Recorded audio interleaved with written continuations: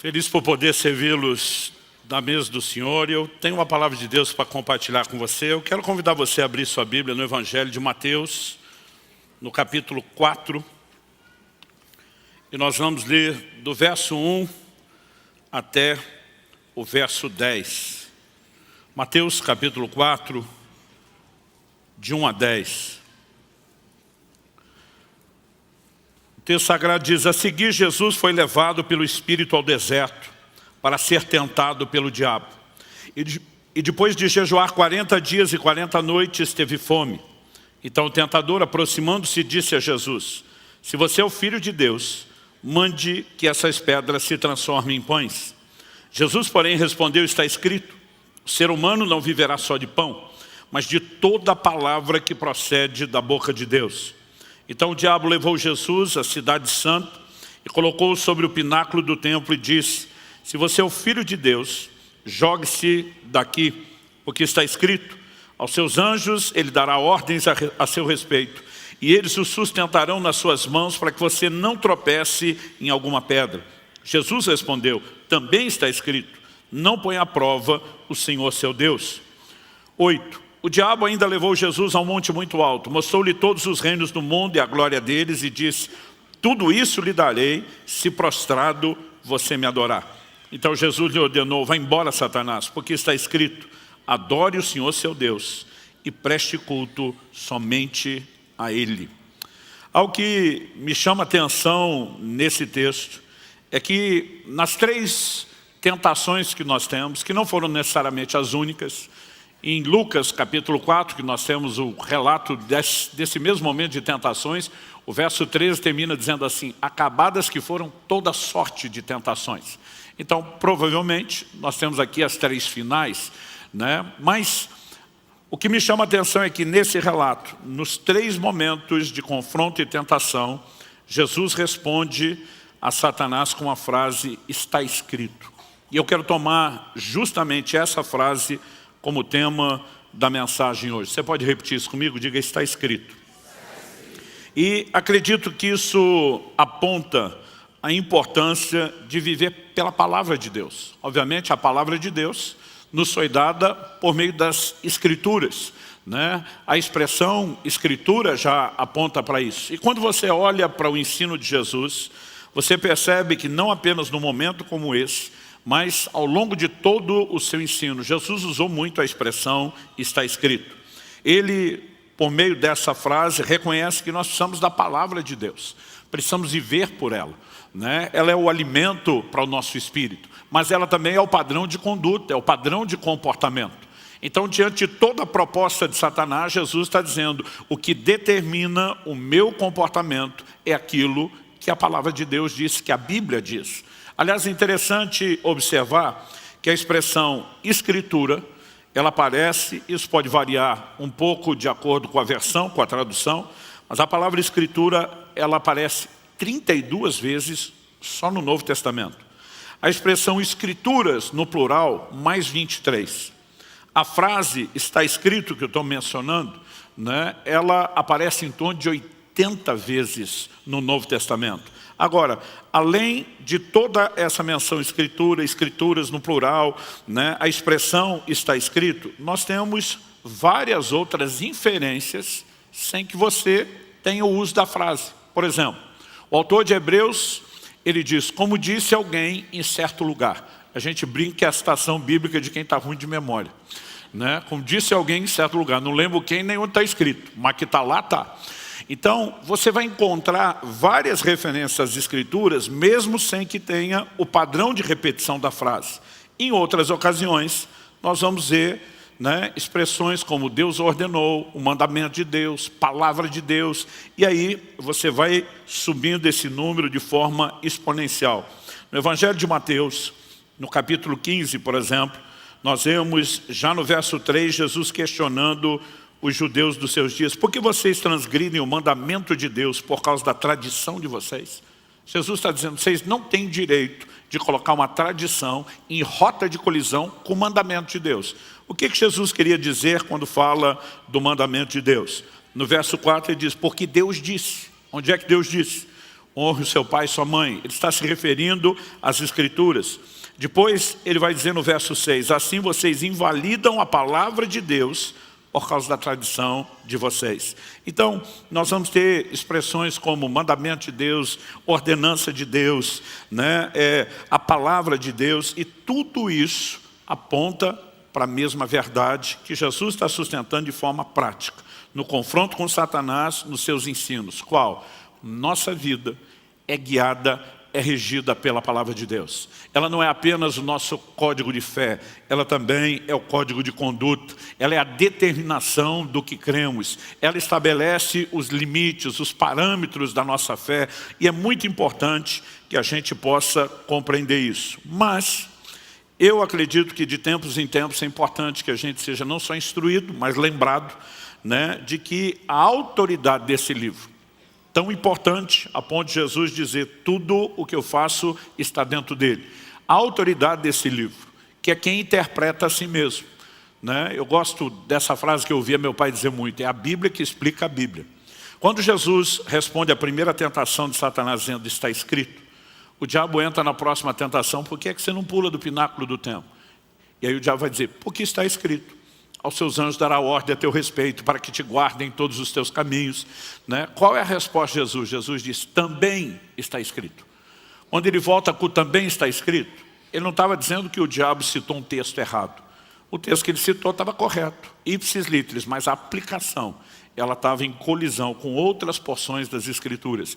E é o que eu e você precisamos entender, que esse livro é completamente harmônico, o que por si só já é um grande milagre. Como se você simplesmente, né, começa a avaliar a produção desse material, e daqui a pouco nós já vamos dar o detalhe de quanta gente, em quanto tempo participou, contribuiu, usadas por Deus para nos fornecer esse material, como nós podemos ter algo que ao longo da história, não apenas, né, nunca pode ser descredibilizado, como pelo contrário, sustenta a sua autoridade, porque fala antecipadamente de coisas que ainda iriam acontecer. Nós já temos muitas profecias que se cumpriram à risca e temos outras que seguem se cumprindo. Então, ao que eu e você precisamos reconhecer é que há uma autoridade por trás desse livro. E essa autoridade é a sua inspiração divina. Você pode dizer amém? Então, quando eu pergunto se pode dizer amém, você pode dizer posso ou não posso. Eu não tinha pedido para vocês falar amém, estou brincando. Vamos lá. E 2 Timóteo, é que normalmente eu tenho que pedir 2 vezes, vocês responderam tão rápido, tão intenso, que eu fiquei até impressionado.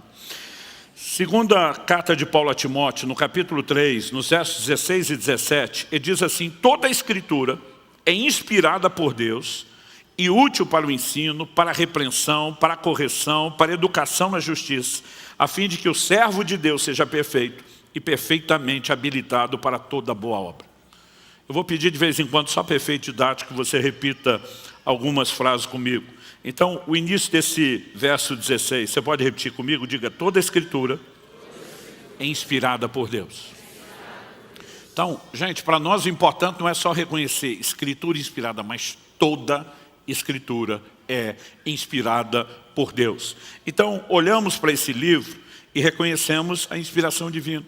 E de vez em quando eu tenho pessoas que me abordam, que questionam, mas o livro foi escrito por homens. Eu digo, é lógico, não foi Deus que desceu escrever com o seu dedo, como fez com as primeiras, né, 2 tábuas de pedra que ele confiou a Moisés. Mas, embora ele tenha levantado e usado pessoas, a Bíblia nos mostra que foram pessoas inspiradas por Deus.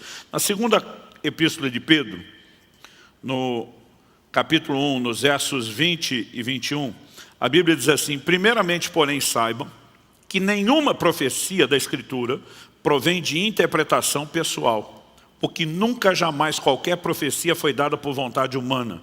Entretanto, homens falaram da parte de Deus, movidos pelo Espírito Santo. Então, se puder, repita comigo, falaram da parte de Deus, movidos pelo Espírito Santo. Então, nós temos uma participação, obviamente, dos homens que foram inspirados, como diz Paulo a Timóteo, movidos pelo Espírito Santo, como diz Pedro. Mais de 40 pessoas estão entre o grupo de escritores, num período de mais de 1.500 anos, de culturas, línguas, profissão, formação, status sociais completamente diferentes.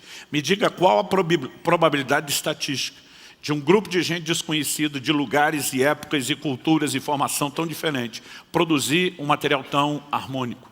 Outro dia alguém estava comentando comigo que no museu, se não me engano, é o do Louvre, existe um volume gigantesco de livros armazenados. Não estão lá para ser acessados ou lidos como uma biblioteca. Estão lá só como um lembrete. São livros que ao longo dos séculos foram desacreditados. Teorias que foram comprovadas estar erradas. E todo esse volume estaria lá, segundo a pessoa compartilhou, só como um lembrete de que o conhecimento é progressivo, de que a gente não deveria tomar algumas coisas como absoluto. Pensa num livro que nunca vão botar lá. As Escrituras, a Palavra de Deus. Ao longo dos séculos, foi o livro mais atacado, perseguido, nunca pôde ser descredibilizado. Então, quando a gente olha, nós reconhecemos que a autoridade por trás do livro é a própria inspiração divina.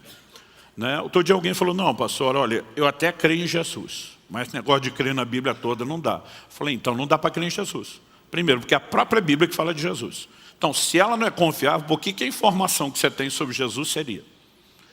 Falei, além disso, mesmo que você diga, não, eu tenho uma experiência com o próprio Jesus. Aí você olha para o fato de que ele validou as Escrituras. Jesus reconheceu os livros do Antigo Testamento, denominando-os de Escrituras. Em João, no capítulo 5, no verso 39, diz, examinais as Escrituras, porque julgais ter nelas a vida eterna, e diz, são elas que dão testemunho a respeito de mim. Jesus não só diz que por meio das Escrituras nós acessamos e encontramos a vida eterna, mas nós chamamos isso na teologia de convergência bíblica. Toda a Escritura aponta para a pessoa e a obra de Cristo. Quando você olha para o próprio ensino de Jesus, ele deixou claro, não existe a possibilidade de viver ou experimentar salvação sem isso. No episódio lá de Lucas 16, de 27 a 31, quando a Bíblia fala a respeito do rico e do Lázaro, e o rico depois de morto está implorando, né, a Abraão dizendo, pai, eu te peço que você mande Lázaro à minha casa paterna, para que ele dê testemunho, meus irmãos precisam ouvir isso a fim de que não venham para esse lugar. Jesus diz que a resposta foi, eles têm Moisés e os profetas, ouçam-nos. Em outras palavras, a Escritura já foi dada para que eles possam crer. Esse é o meio através do qual Deus fala. Esse é o meio através do qual Deus se revela. Esse é o meio através do qual Ele dá testemunho. Esse é o meio pelo qual a própria fé pode ser gerada nos ouvintes. E ele diz, não, mas se alguém for dentre os mortos, eles vão se arrepender, vão se deixar convencer. A resposta é, se não ouvem Moisés e os profetas, também não se deixarão convencer, mesmo que alguém ressuscite dentre os mortos. Né? A base e o fundamento da fé, da revelação, do entendimento de tudo que Deus tem, parte das Escrituras. E se você olhar o ensino de Jesus, ele validou não só as Escrituras de uma forma geral, mas quando faz referência aos personagens das histórias bíblicas. Detalhe, inclusive aquelas que alguns de nós ficamos olhando, mas será que não é a história da carochinha? Jesus fala, outro dia um falou para mim, não pastor, eu creio assim na Bíblia quase toda, mas negócio de Adão e Eva não dá para engolir, né? Eu falei, Jesus falou sobre Adão. Se você não puder validar isso, ignore a pessoa de Jesus. Outro dia um falou, não pastor, eu só tenho dificuldade com Noé. Eu falei, Jesus falou a respeito de Noé, do episódio do dilúvio, né? Falou a respeito de Ló, ele falou a respeito, o que inclui a destruição de Sodoma e Gomorra, ele falou a respeito de Moisés, Davi, de Salomão, de Daniel, de Jonas. Outro dia alguém falou, pastor, o senhor acredita mesmo que o peixe engoliu Jonas? Eu falei, se a Bíblia dissesse que o Jonas engoliu o peixe daquele tamanho, eu também acreditaria. Então, você simplesmente não pode olhar para Jesus, os seus ensinos, e ignorar que ele fundamentou, baseou tudo por meio da própria Escritura. Interessante que até na forma de ensinar, Jesus tocava as pessoas dos seus dias a partir de uma perspectiva e entendimento que eles tinham, inclusive da divisão das Escrituras. Em Lucas, no capítulo 24, no verso 44, né, a Bíblia nos mostra Jesus, depois da ressurreição, falando a uns discípulos, e diz, a seguir Jesus lhes diz, são essas as palavras que eu lhes falei, estando ainda com vocês. era necessário que se cumprisse tudo o que está escrito a respeito de mim, na lei de Moisés, nos profetas e nos salmos. Aí o verso 45 diz, então lhes abriu o entendimento para compreenderem as Escrituras.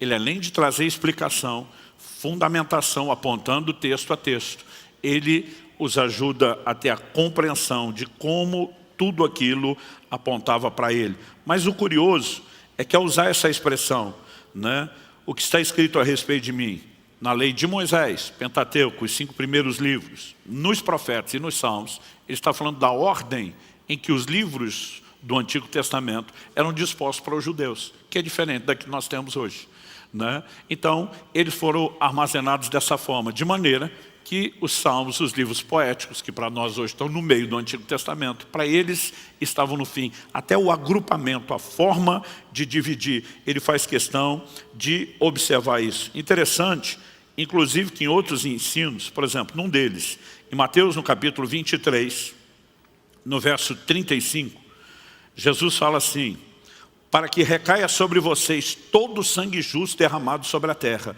desde o sangue do justo Abel até o sangue de Zacarias, filho de Baraquias, a quem vocês mataram entre o santuário e o altar. Outro dia alguém perguntou, falou, pastor, o Abel nós sabemos quem é, mas quem é o tal do Zacarias, filho de Baraquias? Esse registro está em 2 Crônicas 24.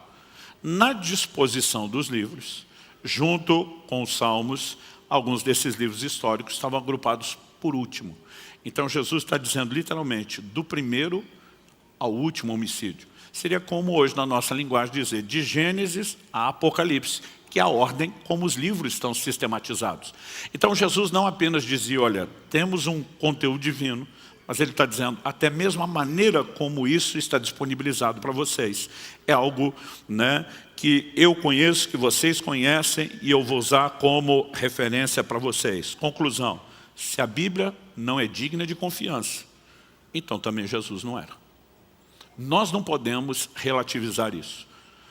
Nós vamos perceber que o próprio Jesus leva os discípulos a entenderem que tudo o que ele está pregando, o que ele está fazendo em prol de nós, é o cumprimento das Escrituras. Tudo está fundamentado na palavra. Então, o ponto de partida para mim e para você tem que ser de reconhecer qual é a autoridade do livro. Sua inspiração divina é a palavra de Deus. Amém? Segundo lugar, se reconhecemos a autoridade do livro por conta da sua inspiração divina, então precisamos ter o cuidado de viver pelo que está escrito. Se é de fato a palavra de Deus, se é Deus por meio desse livro, não apenas falando conosco, mas se revelando, né? A Bíblia se refere a Deus como Deus invisível, que nunca apareceu com nenhuma forma. Se Ele não quis aparecer com forma, como podemos conhecê-lo? Jesus diz, são as Escrituras que dão testemunho a respeito de mim. Deus está dizendo, apesar de não ter mostrado a vocês nenhuma forma, eu revelo meus atributos, meu propósito, meus intentos, meus feitos, por meio das Escrituras. Se nós queremos conhecer Deus, precisamos conhecer a Escritura. Mas não é apenas saber sobre Deus. Quando Jesus responde diante de Satanás, vez após vez, está escrito, ele está dizendo, ela não pauta apenas o credo doutrinário, ela determina a nossa conduta. E esse era um fundamento claro desde o Antigo Testamento, desde a Velha Aliança. Deixa eu ler para você Josué, capítulo 23.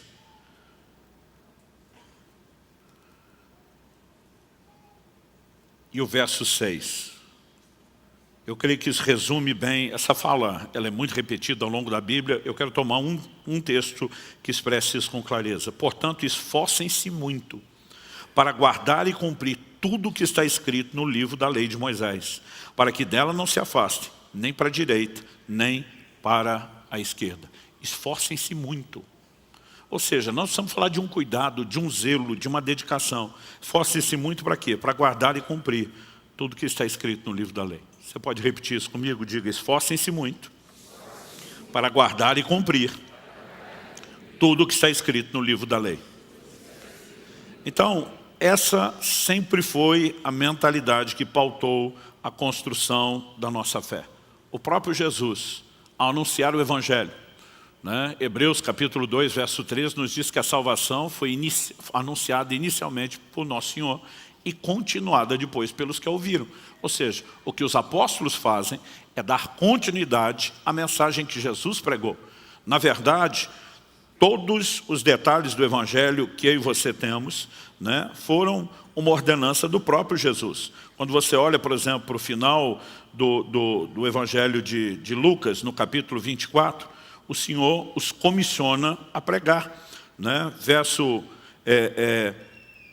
46, disse-lhes, assim está escrito que o Cristo tinha de sofrer, ressuscitar dentre os mortos no terceiro dia, que em seu nome se pregasse arrependimento para a remissão de pecados a todas as nações, começando em Jerusalém, e diz, vocês são testemunhas dessas coisas. Para esse grupo a quem Jesus está se dirigindo, Atos capítulo 1, verso 4, diz que depois da ressurreição, verso 3, perdão, o texto diz, depois de ter padecido, Jesus se apresentou vivo aos seus apóstolos com muitas provas incontestáveis, aparecendo-lhes durante 40 dias e falando das coisas relacionadas com o reino de Deus.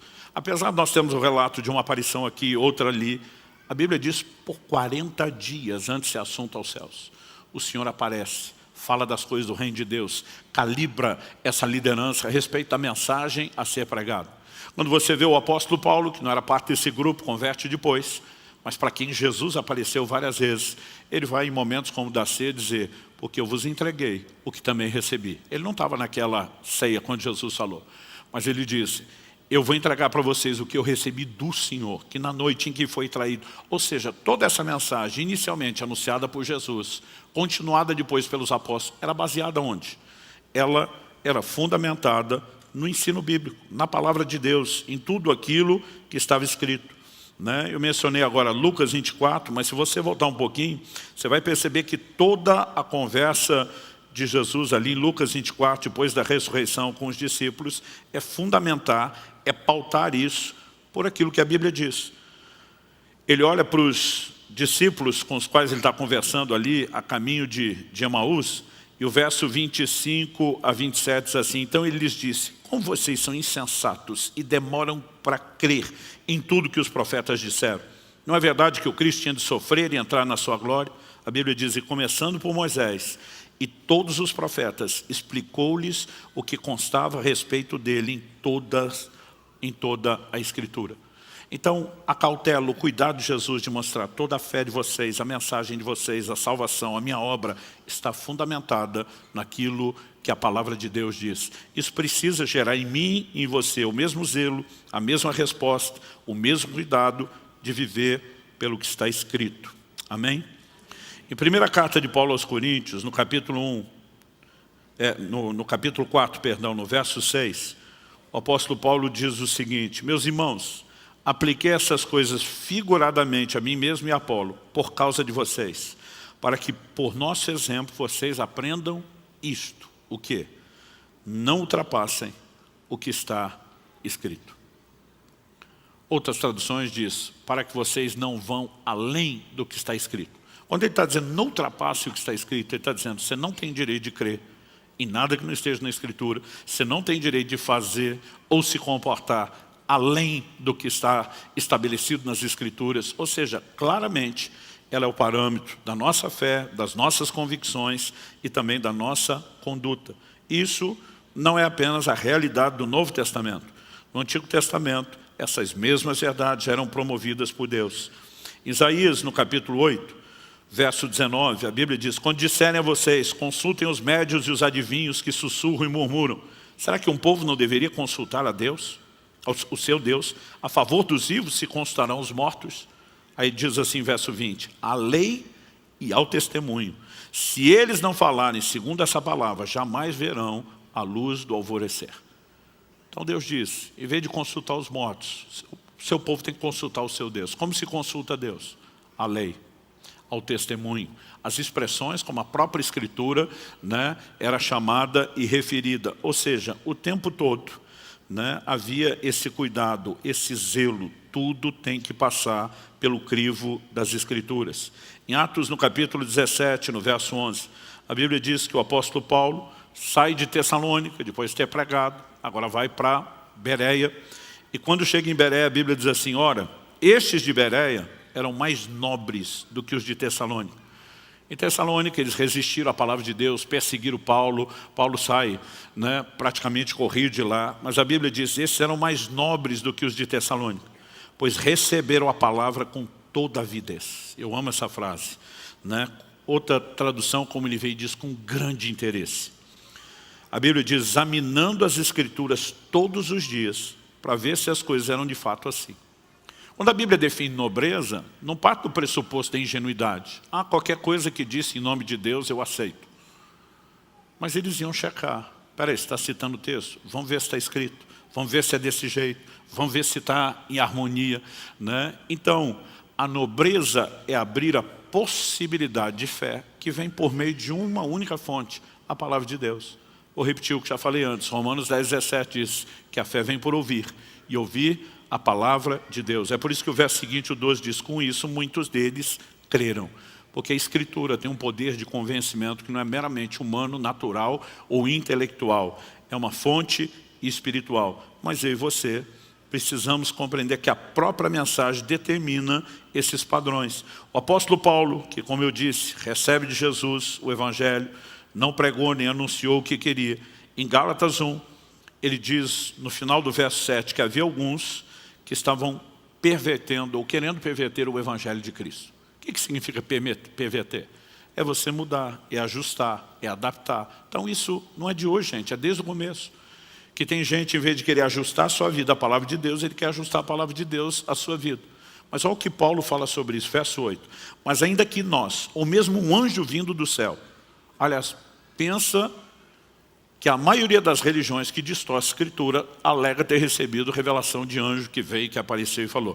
Ele diz, mas ainda que nós, ou mesmo um anjo vindo do céu, prega a vocês um evangelho diferente daquele que temos pregado, que seja anátema.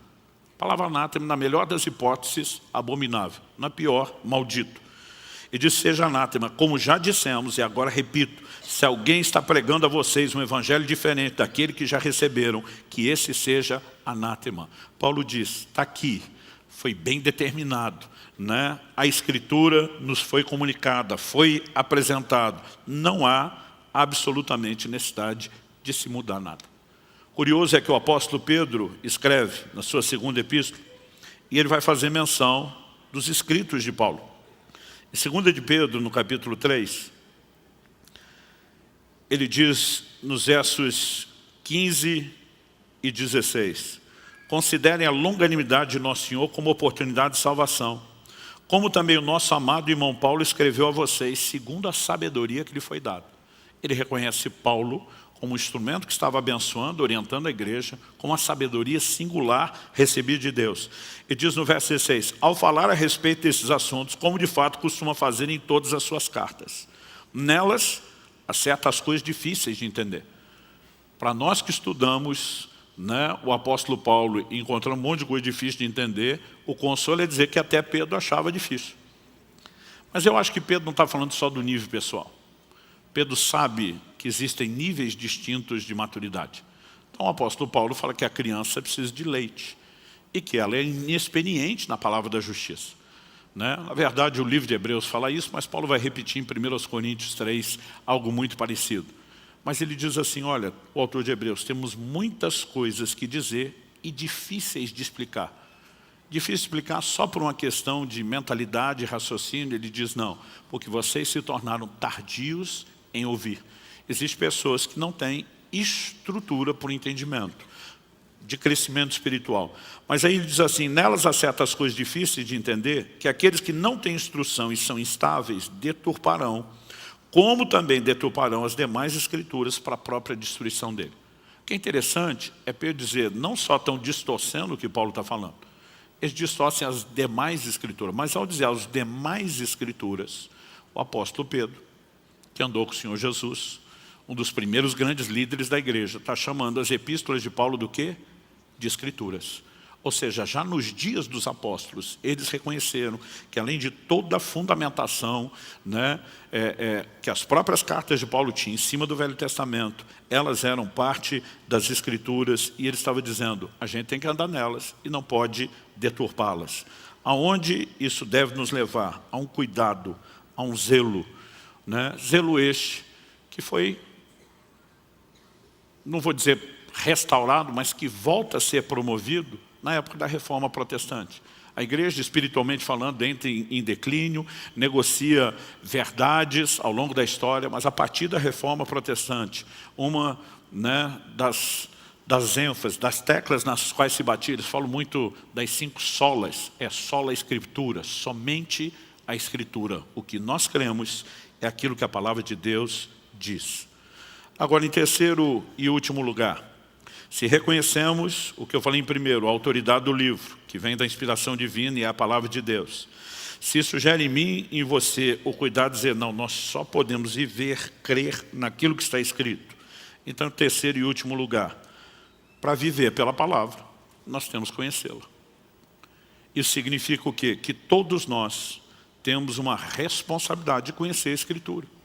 Em Mateus 22, 29, Jesus diz, errais, não conhecendo as Escrituras. Toda pessoa que não conhece a Bíblia vai errar no comportamento, vai errar no credo, vai errar nas convicções. Por quê? Se não estamos de posse da revelação que Deus oferece, certamente nos faltará algo e haverá equívoco, seja nas nossas crenças, seja no nosso comportamento. Então, como podemos fazer? Na verdade, não é nem só como, o que eu e você devemos fazer. Há uma determinação bíblica, que na verdade é um imperativo, não é bem um hashtag fica a dica, né? Colossenses 3,16, que a palavra de Cristo habite ricamente em vocês. Outras traduções só dizem, habite ricamente em vós a palavra de Cristo. Ou seja, não só habite, mas ricamente. Você tem que estar cheio de Bíblia. Eu li uma ilustração no livro quando era ainda adolescente, honestamente não tenho certeza de que livro foi, mas o autor dizia que o crente tem que estar cheio de Bíblia, como uma esponja está cheia de água. Quando você pega uma esponja que está assim totalmente encharcada, onde você cutuca, sai o quê? Água. Transborda aquilo do qual está cheio. E ele dava um exemplo. Cada vez que o diabo tentou confrontar, tentar Jesus, resvalava nele, saiu o quê? Está escrito, está escrito, está escrito. Até porque a boca fala do que está cheio, o coração. E nós precisamos que a palavra de Deus habite ricamente em nós. Agora, não vai ser transferida por download automático, quando você dorme, por isso osmose, nada disso. Isso significa que se está escrito, nós temos que ler. De vez em quando ouço um dizer, não gosto de ler. Eu digo, olha, tem um monte de coisa que você pode até dizer que não gosta, mas não dá para não fazer. E ler é uma delas. Mesmo que você não queira ler tudo, no mínimo tem que ler Bíblia. E nós precisamos aprender a importância de ler a palavra de Deus, de meditar nela e além, de estudar. Estudar a capacidade de sistematizar, de questionar, né, de poder enxergar o quadro maior além das afirmações isoladas. Então deve haver uma via de leitura bíblica que deveria ser diária. Antigamente as pessoas não tinham acesso à Bíblia como eu e você temos. Aí Deus diz no livro de Deuteronômio, o rei que se assentar no trono tem que ter uma cópia da lei. Era luxo de poucos. Além dos sacerdotes que faziam cópias manuais, as pessoas não podiam cada um ter sua própria Bíblia. Mas Deus diz que quem vai governar o povo tem que ter. Por quê? Deus diz para que leia o livro da lei todos os dias da sua vida. Então não era uma determinação para todo mundo quando ninguém tinha acesso.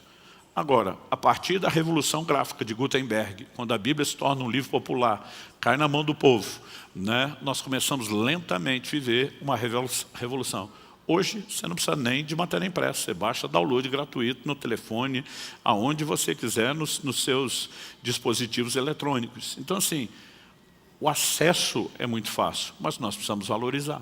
Começando da leitura, depois partindo para a reflexão, mas tem que envolver estudo. Quando Jesus diz, examinais as Escrituras, ali está falando de estudo dedicado, minucioso.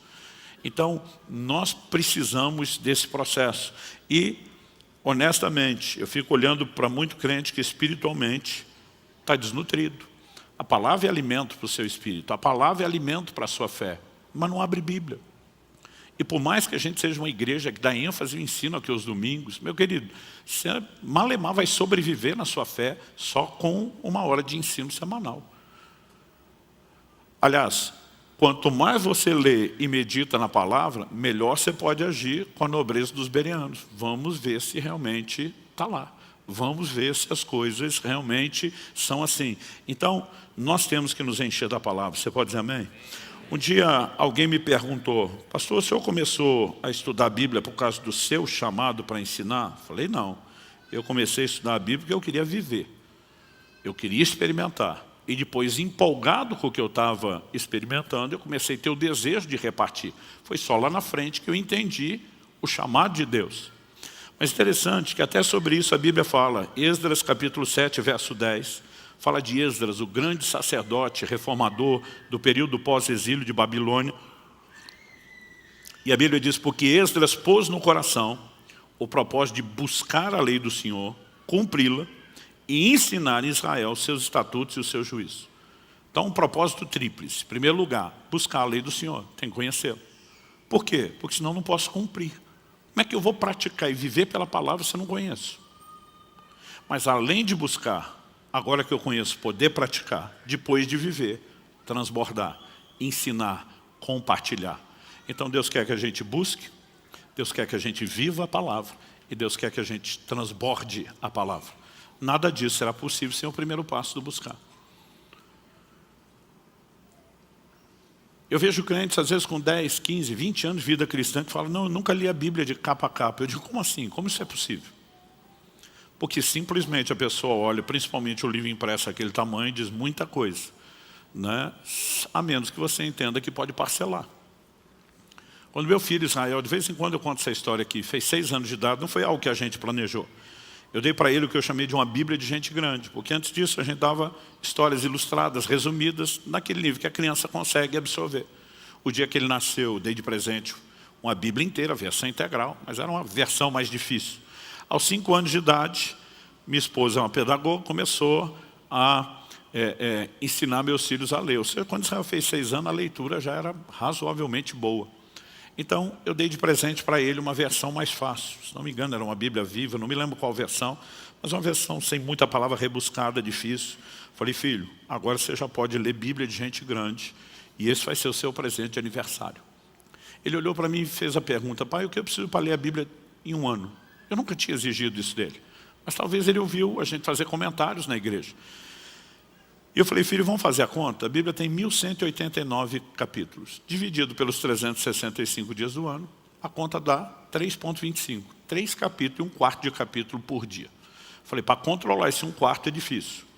Então, primeiro eu dei uma orientação, depois achei melhor a segunda. Falei, de segunda a sexta, dia de aula, você lê 3 capítulos.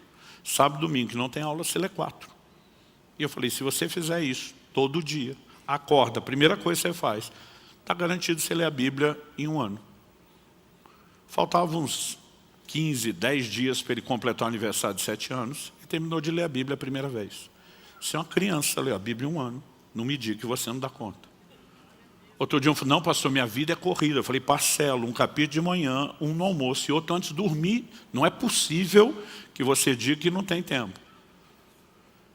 Agora, normalmente a gente não se organiza e a gente não leva a sério a missão e a responsabilidade. Aos 7 anos ele leu a Bíblia a segunda vez, aos 8 anos ele leu a Bíblia a terceira vez. Quando fez o aniversário de 9, ele fala, pai, se eu ler 7 capítulos da Bíblia por dia, dá 2 no ano. Eu falei, isso mesmo. Aos 11 anos de idade ele tinha lido a Bíblia 9 vezes. Ele me perguntou, quantas vezes o senhor já leu? Eu falei, é melhor parar de contar, que isso só deixa os outros orgulhosos. Então, eu e você podemos nos organizar.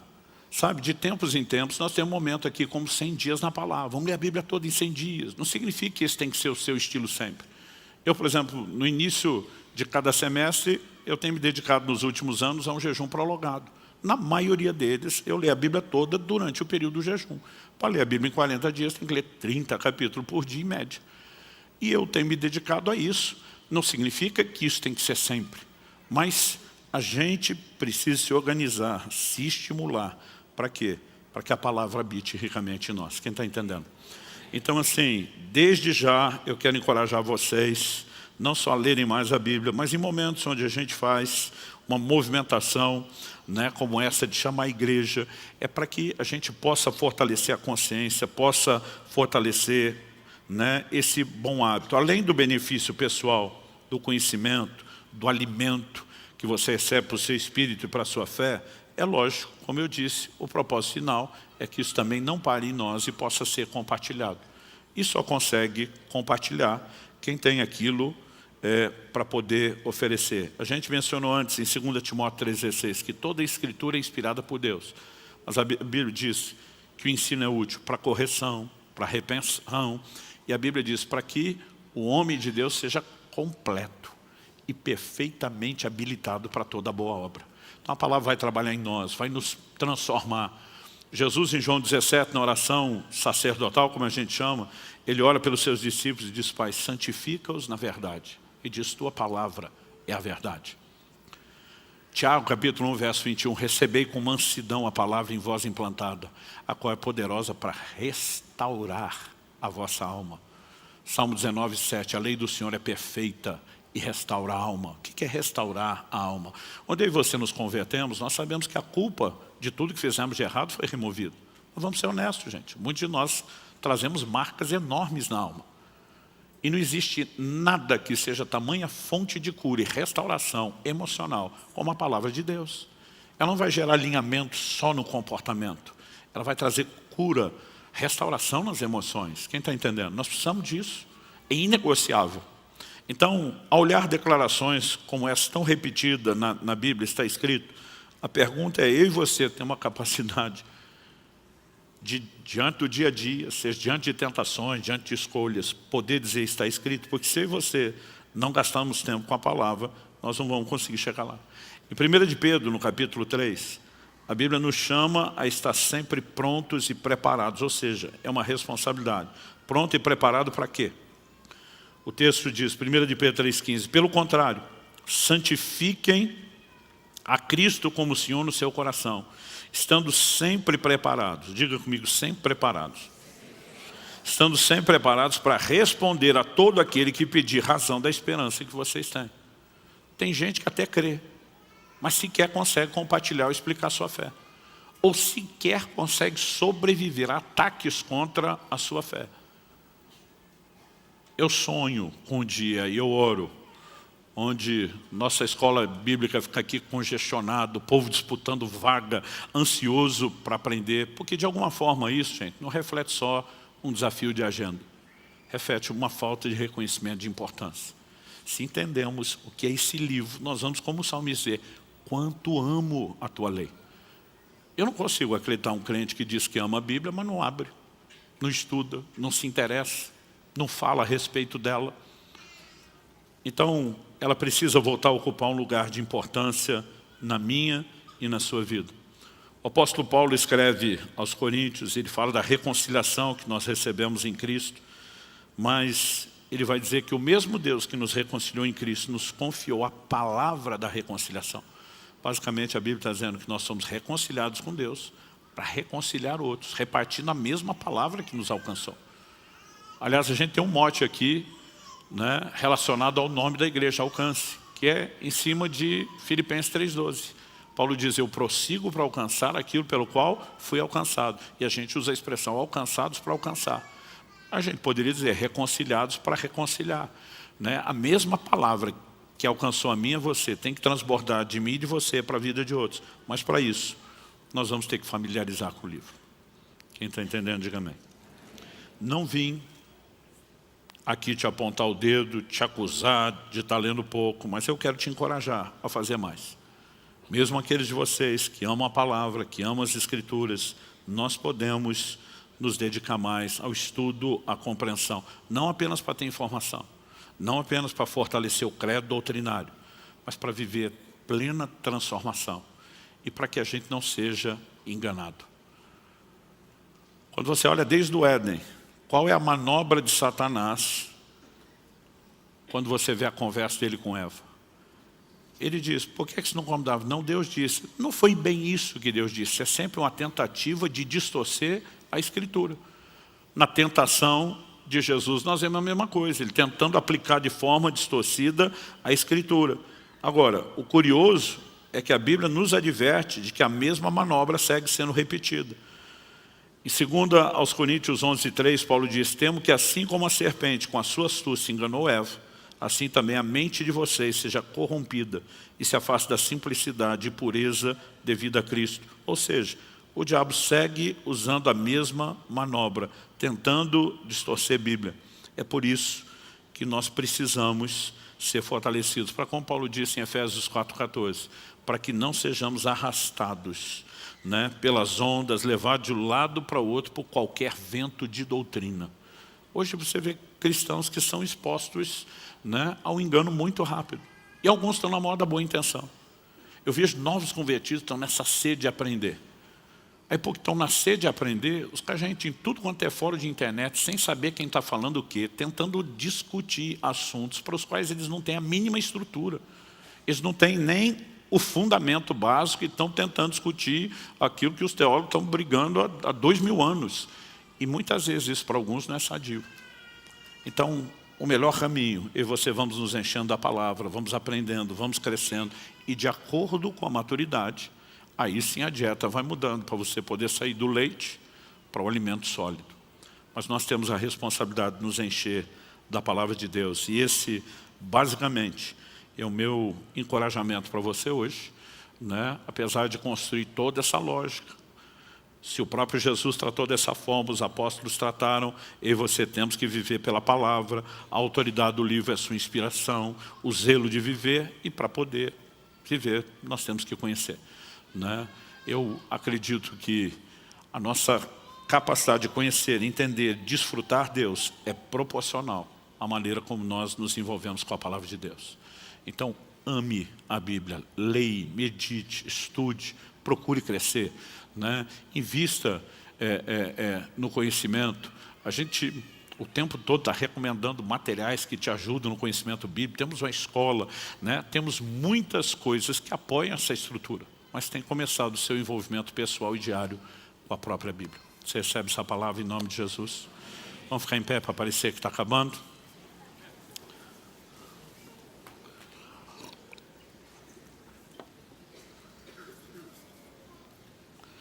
Meu Deus, nós te pedimos que o Senhor nos permita sair daqui mais do que com informação, mais do que com material para pensar ou processar, embora o Senhor também use isso. Nós oramos por despertamento. Nós oramos que o coração possa ser de fato atraído para a palavra. Que a percepção de importância venha mais do que por uma conclusão intelectual, racional daquilo que foi dito. Nós oramos que de fato o Teu Espírito provoque isso nos nossos corações. Nós oramos que o Senhor nos guie, que assim como o Senhor abriu o entendimento dos discípulos do caminho de Emaús para entender as Escrituras, que o Senhor faça o mesmo em nós. Que possamos, ó Deus, aprender a orar como salmista, desvenda os meus olhos, para que eu contemple as maravilhas da Tua lei. Que o nosso relacionamento com a Bíblia não seja apenas o cumprimento de uma obrigação, o esforço religioso de algo sem sentido ou sem emoção. Pai, nós oramos que possamos cavar cada vez mais fundo e experimentar cada vez mais a compreensão que o Senhor tem, a fé que provém das Escrituras, a convicção, a santificação, as experiências que virão por meio dela. Conduze-nos. Nós oramos em nome do Senhor Jesus. Que aquilo que o Senhor começou não só a falar, mas a fazer, transborde, valendo desse culto, dessa reunião, siga crescendo até cumprir plenamente o seu propósito. Nós te pedimos em nome de Jesus. Amém. Amém.